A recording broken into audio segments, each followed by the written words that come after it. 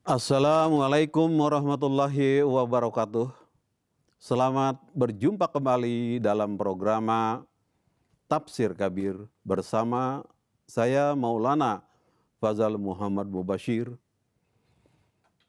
Kita pada episode ini akan membahas satu ayat dari surah Al-Baqarah nomor 39.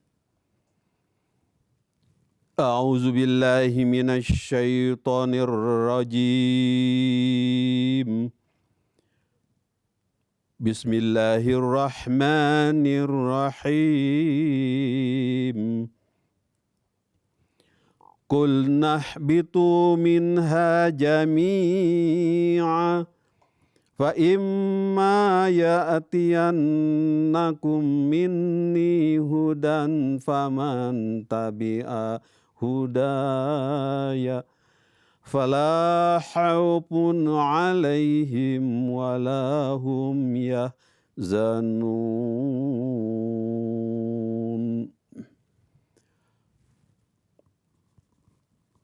Kami berkata, keluarlah kamu semua darinya, dan ingatlah, jika datang suatu hidayah dari kami kepada kamu, maka orang yang mengikuti petunjukku, mereka tidak akan merasa takut dan khawatir, dan tidak pula mereka akan merasa menyesal.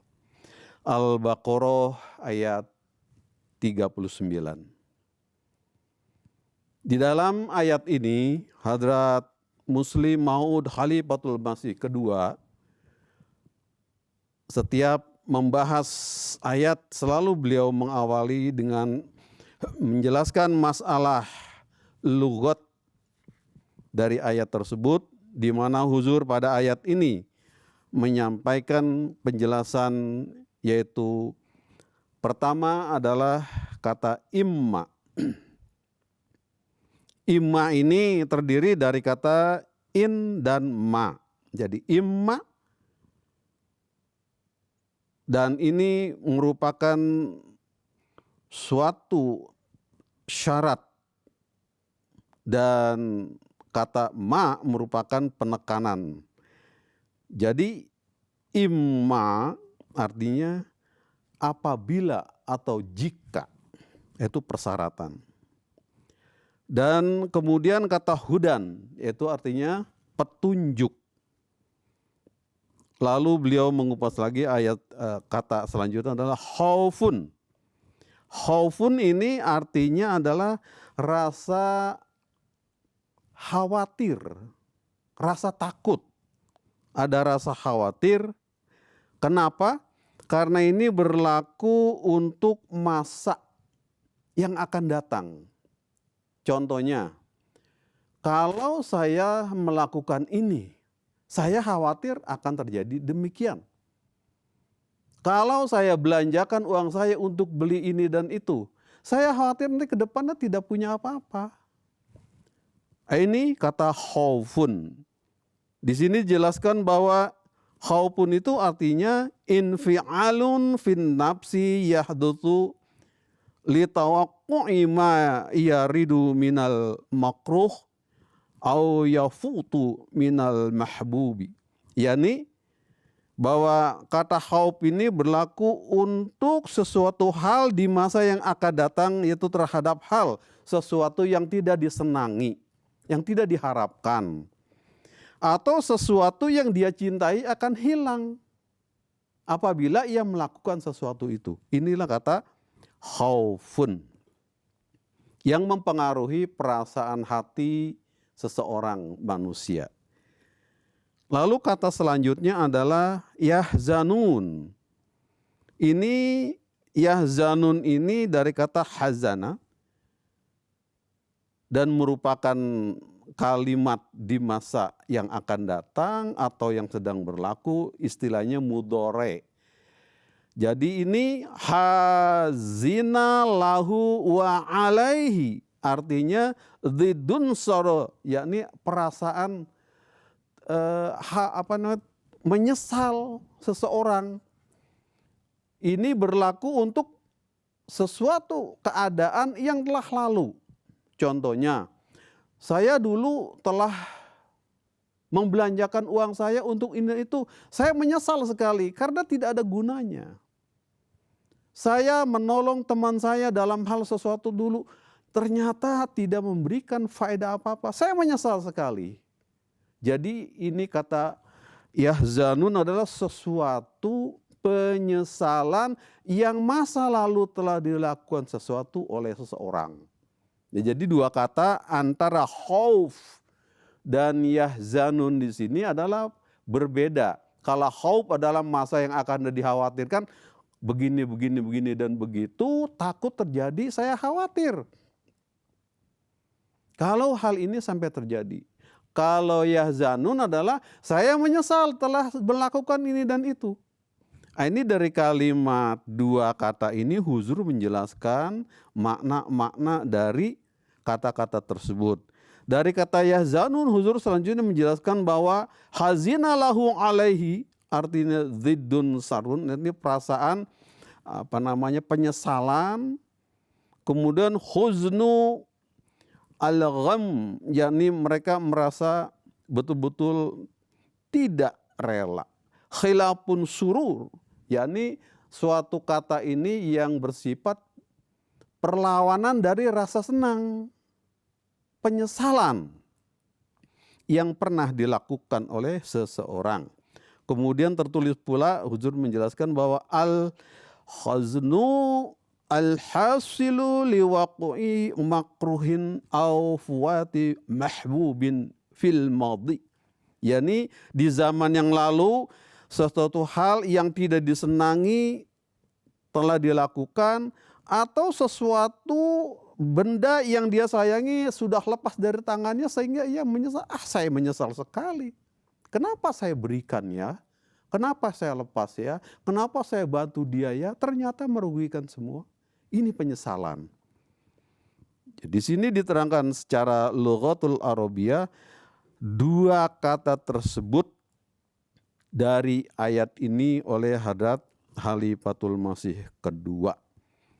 Jadi dari dua kata ini hadirin hadirat pemirsa yang budiman, bahwa dua kata khaufun adalah suatu perasaan khawatir kalau dilakukan itu, ini dan itu terjadi.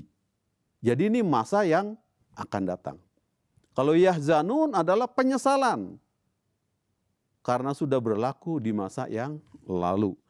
Nah, jadi Huzur menjelaskan bahwa mengapa di sini Allah Ta'ala berfirman, Kul nahbitu minha jami'an fa imma ya'tiyanakum minni hudan faman tabi'an hudaya fala khaufun alaihim.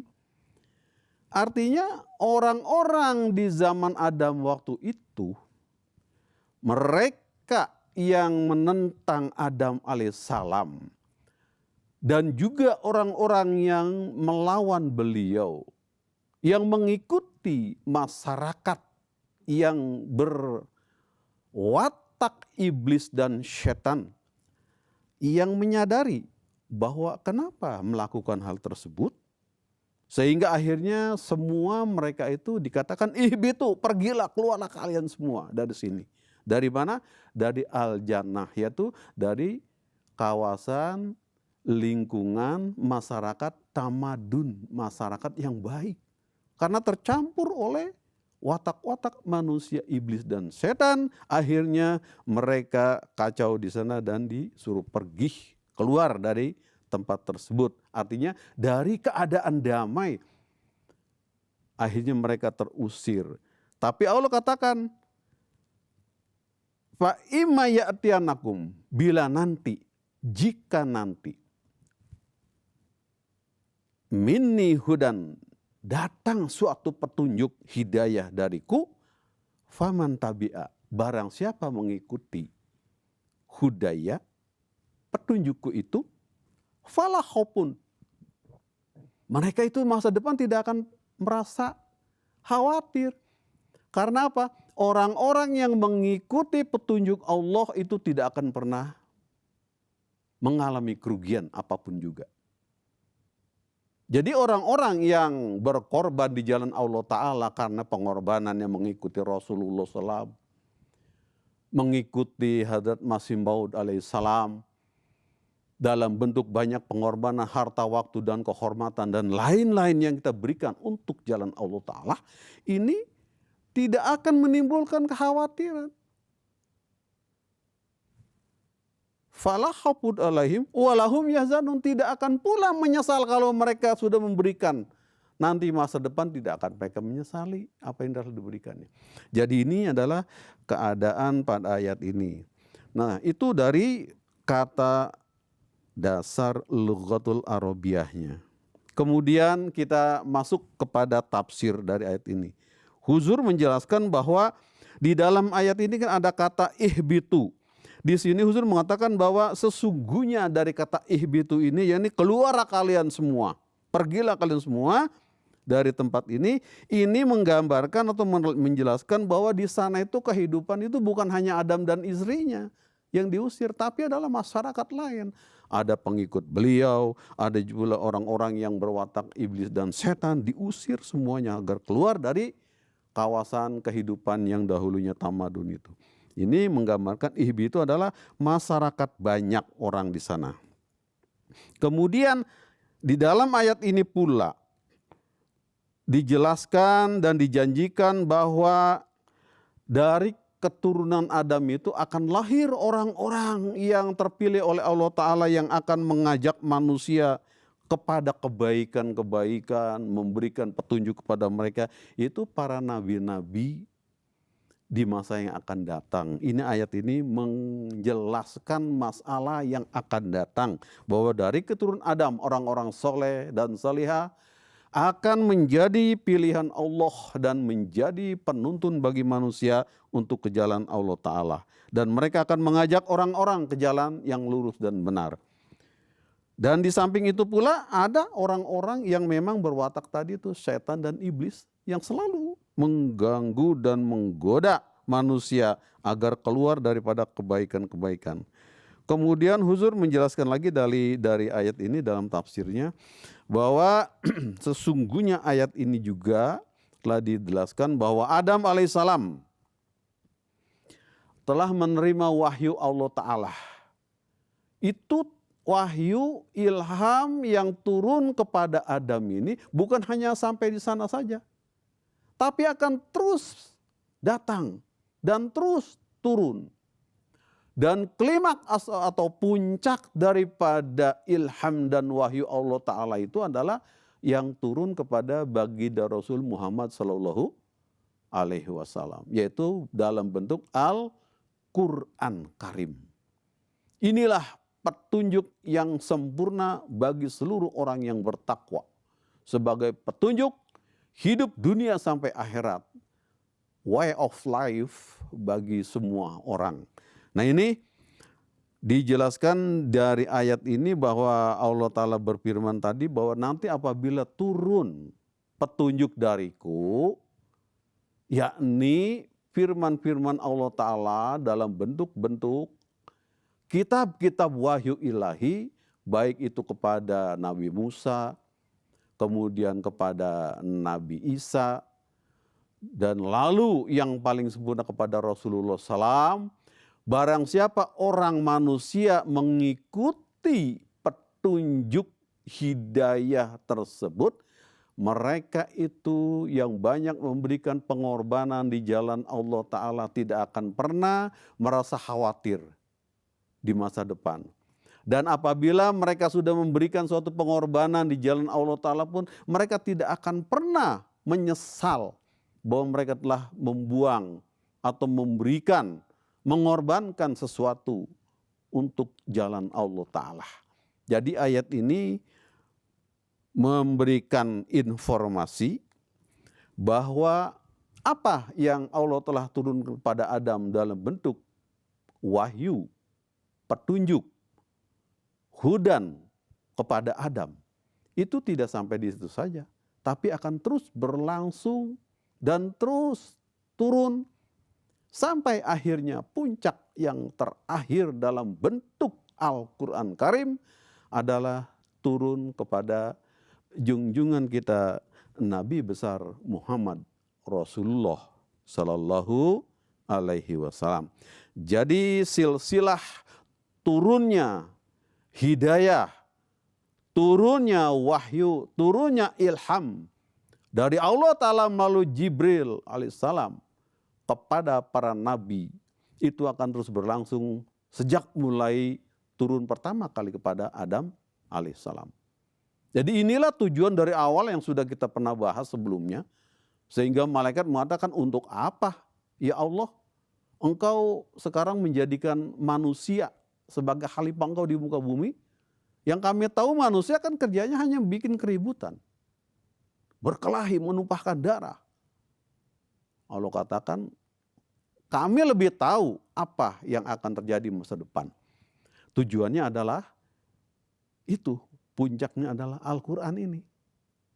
Karena inilah petunjuk yang terakhir. Syariat terakhir yang Allah kehendaki untuk manusia semesta alam. Sampai kiamat. Tidak akan ada lagi suatu syariat turun setelah Al-Quran Karim. Dan itu turun kepada manusia pilihan yang paling tertinggi dan paling mulia, yaitu pada wujud baginda Rasul Muhammad SAW. Mengapa Allah Ta'ala memilih Adam bukan malaikat? Karena manusia diberikan kelebihan dalam segala hal. Dia diberikan potensi untuk maju, mengembangkan semua kehendak Allah Ta'ala, mengembangkan dan memberikan contoh yang sempurna dari sifat-sifat Allah Ta'ala dan Asmaul Husna. Dan manusia ini pula diberikan nafsu di dalamnya. Untuk apa? Sebagai bandingan antara yang benar dengan yang tidak. Tapi kalau malaikat hanya lurus, hanya benar saja, hanya taat saja, tidak pernah ada punya hawa nafsu untuk menentang. Jadi Allah Ta'ala mengatakan, ini a'lamu, aku lebih mengetahui. Maka untuk mengetes malaikat ketika Adam dikatakan, coba perlihatkan apa yang aku telah ajarkan kepada malaikat. Ketika malaikat melihat dalam bentuk kasyaf apa yang diperlihatkan oleh Adam, manusia masa depan yang pilihan Allah Ta'ala, ini seperti ini adanya. Dia tanya Allah, coba sebutkan apa itu sifat-sifatku yang telah dimiliki manusia yang kau telah lihat dalam suatu kasab itu. Malaikat mengatakan, kami tidak tahu apa-apa ya Tuhan. Kami hanya tahu apa yang kau telah ajarkan. Ya Allah ajarkan pada mereka terbatas. Karena apa? Memang malaikat itu terbatas kemampuannya. Hanya benarnya saja. Tidak pernah ada suatu hal yang salah mereka tahu. Jadi tujuannya adalah Allah Ta'ala menciptakan Adam sebagai khalifah di muka bumi ini. Turunnya wahyu ilahi kepada Adam alaihissalam sebagai petunjuk bagi masyarakat pada masa itu adalah ujung-ujungnya terakhirnya adalah akan diutusnya Muhammad sallallahu alaihi wasallam. Inilah hudan yang tadi dikatakan. Apabila nanti turun suatu petunjuk dariku, kata Allah, kepada orang-orang di zaman Adam waktu itu. Artinya apa? Manusia-manusia keturunan kalian nanti di masa yang akan datang, apabila turun kepadaku suatu petunjuk, barang siapa mengikuti petunjuk itu, dia tidak akan pernah merasakan khawatir apa yang dia akan belanjakan.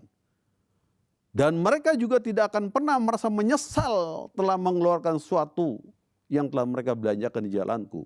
Ini orang yang mengikuti petunjuk Allah Ta'ala. Maka beruntung orang mukmin, orang yang beriman pada Allah, bukan sekedar ucapan lidah, tapi adalah dalam hal pengamalannya. Jadi amantu billahi wa malaikatihi wa kutubihi wa rusulihi wal yaumil akhiri wa qadrihi wa syarhi. Itu semua dalam rukun iman yang ada 6 itu yang Allah ajarkan kepada Rasulullah SAW. Itu adalah ajaran pokok dalam Islam dalam hal keimanan. Jadi orang yang beriman kepada Allah dengan sifat-sifatnya, kemudian kepada Quran sebagai petunjuknya yang terakhir, pagangan hidup manusia dunia sampai akhirat, itu tidak akan pernah menyesal. Jadi kalau Allah katakan, anfiqu mimma razaqnahum, belanjakan apa yang kami telah rezekikan pada kamu, kita belanjakan. Karena perintah Allah Ta'ala seperti itu. Tidak akan kita menyesal. Tidak akan khawatir bahwa saya nanti kalau belanjakan ini uang dibayar canda, saya kurang, besok tidak bisa beli ini dan itu. Mungkin kalau zaman sekarang anak kecil sama orang tua adalah saya tidak sempat duit lagi, pulsa nggak punya duit karena bayar canda. Tidak.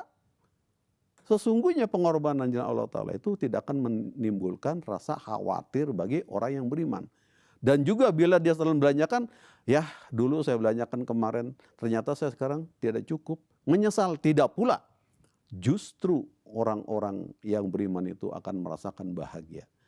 Demikianlah dari ayat ini yang dapat disampaikan dari tafsir ayat Al-Baqarah 39 ini. Semoga apa yang disampaikan dapat memberikan manfaat dan kita dapat mengamalkan segala perintah Allah Ta'ala dan menjauhkan segala larangan-larangannya. Saya Maulana Fadzal Mubasir dan kru MTA mohon undur diri. Selamat berjumpa pada episode selanjutnya. Assalamualaikum warahmatullahi wabarakatuh.